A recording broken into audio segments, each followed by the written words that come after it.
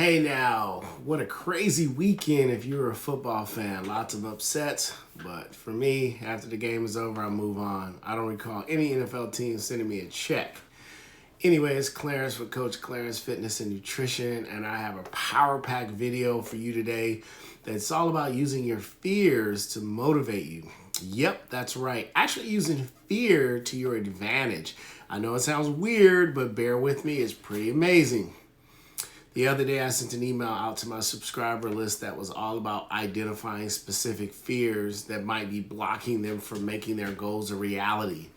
A lot of times we don't even realize we have fear, but it can show up in our lives as procrastination or uncertainty or other emotions. Today, I'm going to take that advice even further. But first, if you're not on my email list, you can join it by DMing me or messaging me your email and add join mailing list in the subject line, or that's it. And I'll add you. I've got a lot of great recipes, fitness and health tips and strategies, and much more. You get the idea. Okay, so on with that advice about using fear. Most of the time we set goals, we focus on the upside of reaching them. We look at the benefits, the fun, the payoffs, and that can be super rewarding and motivating.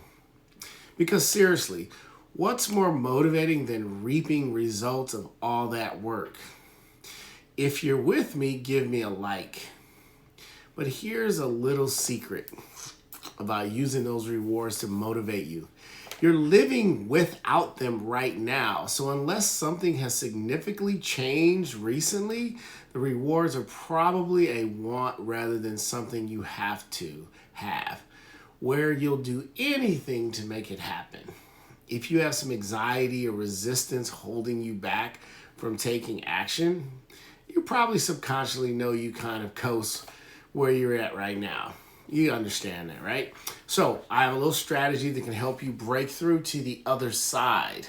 Remember that song from Jim Morrison? Break through to the other side.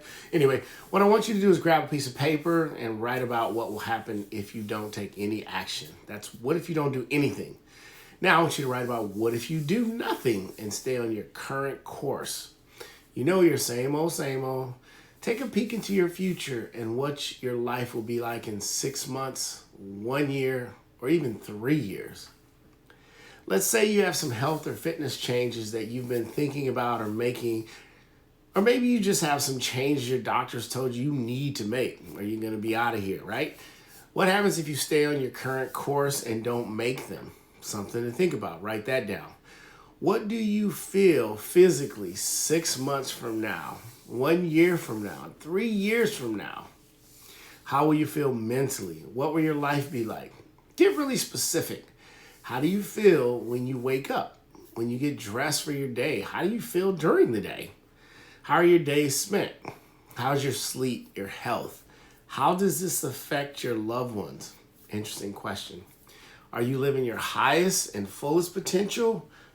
And most importantly, are you happy? Big question.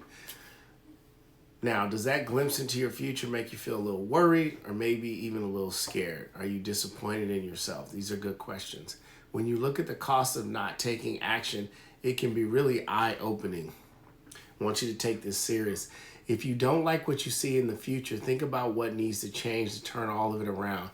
So do you live your fullest potential? That's a question. What small steps can you take starting right now to move you closer towards your goals?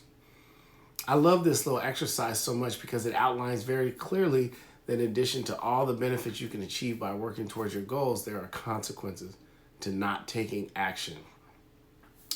And a lot of times we don't think about those consequences. So I want you to be brave and look at them square in the face and use them to your advantage to motivate you rather than bring you down. I hope this exercise helps. You see things a little different. Excuse me.